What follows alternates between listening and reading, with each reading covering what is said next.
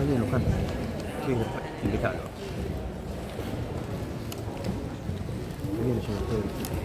Bueno, para ya finalizar esta primera etapa, vamos a ver la tercera y última mesa de ponencias. Convoco a la gente del Instituto Superior de Formación Docente 104 de Quilmes, por favor.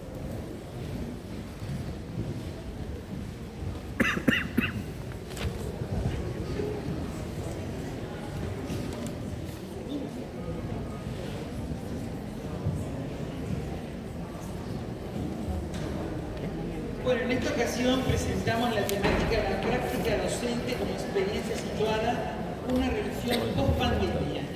Está a cargo de ella Julieta Náñez del Instituto Superior de Formación Docente 104 de Quilmes. Hola, gracias. Bueno, muchas gracias. En este caso vamos a hablar de la práctica docente como experiencia situada. Del Instituto Superior de Formación Docente 104 del partido de Quilmes, zona sur. Bueno, pasamos a la siguiente diapositiva. Esto lo paso brevemente. Quien me acompaña es Cristina Carballo, que ella es, doctora en geografía, es directora de la carrera de la licenciatura en geografía de la Universidad de Quilmes, que es una carrera enteramente virtual, y obviamente, es profesora de la práctica docente 3 y 4 del Instituto 104. Así que, pasamos. Bien, vamos a hablar un poco de la práctica docente, que sabemos que es un lugar de formación integral, ¿sí?, del futuro profesor de geografía. En este caso lo que tratamos es en los contextos 2020, 2021, 2022, y agarra gran parte del periodo de la pandemia, ¿no? Y cómo eso transformó un poco qué desafíos se nos propuso para el espacio de la práctica.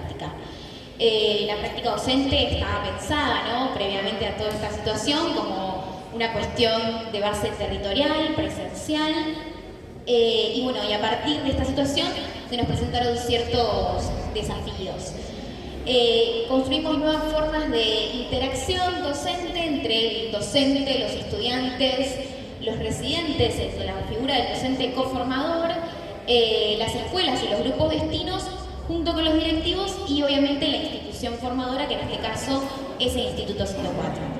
La idea del trabajo es un poco mostrar y reflejar algunos de los resultados, ¿sí?, de nuestros alumnos, y de cómo se resignificó y cómo preparamos y posicionamos nuevos docentes de cara a un escenario educativo diferente, ¿sí? Bien, pasamos a la siguiente.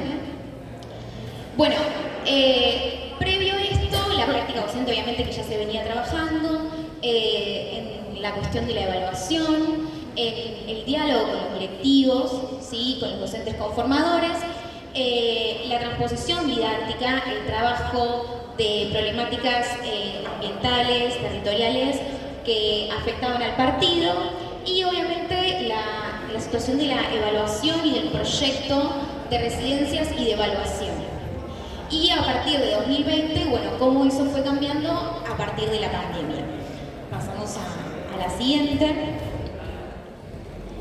Bien, sabemos que la práctica docente nosotros la empezamos como una etapa integradora, profesionalmente, y en este caso situada.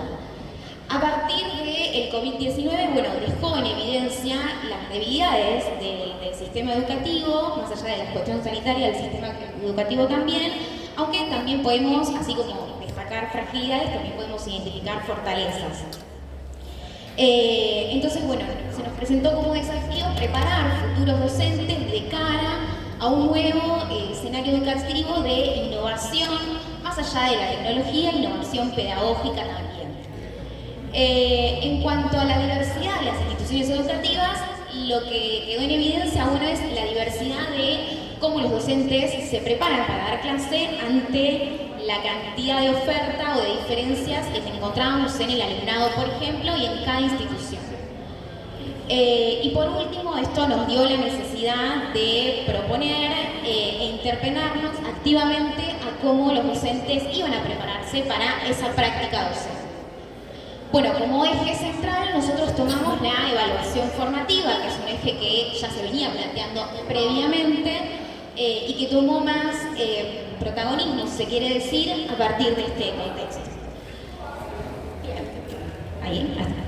Bueno, nosotros sabemos que la evaluación formativa la trabajan varios autores, hay algunas citas, por ejemplo, de Rebeca Nijovic. El equipo lo toma como aquella evaluación que tiene que ver con las evidencias que los alumnos nos pueden ofrecer para conocer o visibilizar si el aprendizaje está sucediendo, aquella que fomenta la retroalimentación, por sobre todo, la coevaluación y la autoevaluación. Esas son algunas características que tiene la evaluación formativa. Más allá de que los docentes evaluemos para saber el dominio de la información relevante, para la comprensión, para saber si los alumnos pueden resolver problemas, más allá de la mera calificación, que también ha cambiado en pandemia, es importante, tiene como protagonista al docente, ¿sí? En este caso al residente también. Bien, bien, bien. Bueno, y acá tenemos como un resumen de los territoriales. Ahí va. Los nuevos escenarios territoriales al servicio de la enseñanza de la geografía. Nosotros planteamos nuevas formas de evaluación y de retroalimentación a partir de la pandemia. Y obviamente la evaluación formativa situada. Cuando hablamos de las herramientas tecnológicas para la evaluación, han cambiado, ¿sí? Y si bien la tecnología en la enseñanza se venía gestando hace bastante, este contexto aceleró esta cuestión. Obviamente, con una adecuación pedagógica, teniendo en cuenta que los grupos destinos tenían una gran variedad en cuanto al acceso o a la posibilidad de poder utilizar estas herramientas, ¿sí? Así que nuestros residentes tuvieron que adaptarse a cada grupo destino diferente, ¿sí? Por lo tanto, formas de evaluar diferentes también. Vuelvo una para atrás, puede ser, gracias. Y en cuanto a las estrategias y a los instrumentos de evaluación integral, nosotros nos apoyamos en las rúbricas. Las rúbricas que sabemos nosotros que guían el aprendizaje, entonces tuvimos rúbricas para nuestros residentes en cómo armar un plan de clase, rúbricas que se les otorgó al docente coformador, ¿sí? Y obviamente que los alumnos sabían anticipadamente, porque tenía que ver con esto de la regulación del aprendizaje, y rúbricas también que los residentes le dieron a sus alumnos, ¿sí? Como método de estrategia o de instrumento de evaluación, mejor dicho. Bien, ahora sí. Gracias. Bueno, en el trabajo aparecen varias imágenes, yo solamente puse algunas, ¿sí? Que tienen que ver, por ejemplo, con la primera, con la observación directa. Esto es del 2021, así que en este periodo estábamos en el momento de las burbujas, ¿sí? Teníamos una parte de los alumnos en situación presencial y otra virtual, una semana y una semana. Y por otro lado, también recalcar en este proceso la posibilidad de crear actividades que sean significativas, que pongan al alumno en un rol protagónico de resolución de problemas y que estén vinculados obviamente en la vida real, ¿no? Y ahí había un artículo periodístico sobre la pseudoestada, específicamente, que sucede muchísimo el partido de Quilmes y afecta a las personas que viven en la ribera por sobre todo. Bien, ahora sí. Bueno, entonces, las rúbricas sabemos que otorgan claridad, objetividad, que obviamente que están vinculadas a la retroalimentación, que esta retroalimentación tiene que ser en un tiempo que sea corto, que no puede dejar que suceda demasiado tiempo, que puede ser oral o que puede ser escrita, ¿sí? Orienta el proceso de aprendizaje y además le otorga cierta autonomía, tanto a los residentes como a los alumnos de nuestros residentes. Bien, y obviamente comunicación y transparencia, porque si bien, bueno, sabemos que la evaluación nunca deja de ser subjetiva, trata de objetivarlo lo más posible a partir de los criterios que se establezcan. Y ahí doble. Uno más. Gracias. Esta es una planilla que nosotros le damos al docente coformador. En esta planilla que es el docente coformador, en la primera columna están los criterios, ¿sí? Y después aparecen los 2 encuentros, porque se achicaron la cantidad de encuentros en el tiempo de la pandemia, ¿sí? En vez de ser por ahí 4 clases, tuvieron que hacer 2 nuestros residentes. Bien, Entonces, por ahí aparecen criterios nuevos a partir de estos cambios, por ejemplo, en el número 4, que es la aplicación de las herramientas digitales, ¿sí? Lo voy a leer, si no me equivoco. El uso del tablón y los contenidos en el Classroom, en este caso, o sea que aparecen como criterios nuevos a la presencialidad anterior que nosotros teníamos. Y aparece también la evaluación formativa como criterio. Y el docente conformador debía completar esta planilla. Esto anticipadamente, obviamente los alumnos lo tenían en claro y sabían del conocimiento de esto. Bien, después no están todas las imágenes, pero bueno, había una rúbrica específicamente para la evaluación del plan de clase, que es qué criterios teníamos en cuenta o qué tenía que tener el plan de clase. Y después los alumnos pudieron crear la propia para sus estudiantes. Bien.